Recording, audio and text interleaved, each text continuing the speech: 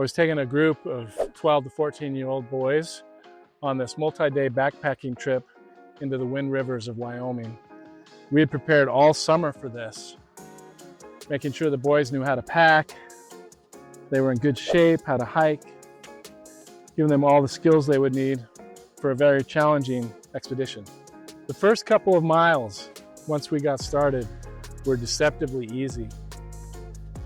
I remember thinking, what was the big deal? But as we kept going, the trail turned left and up, and things got a lot harder. We would take breaks, and I noticed one boy, every time we took a break, having a hard time starting every time we would start again.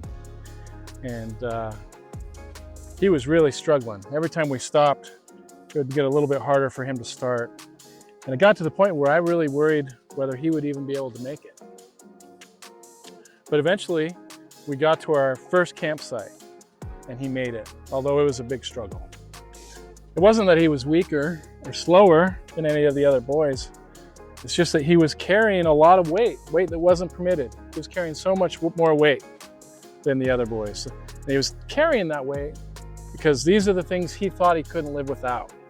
These are the things that brought him comfort. I've thought a lot about that since then, and how there's some pretty big life lessons there. He had packed stuff in his backpack that he thought he needed to survive. Things that brought him comfort, made him feel safe, secure, but in the end, it just made life harder for him. It made him slower. And I've thought about that a lot. What are the things in our backpack? What do you carry around?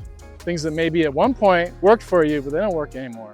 What are the things in your backpack that get in the way of your relationships, make you less effective? So my challenge to you is take a look at your backpack and see what you can let go.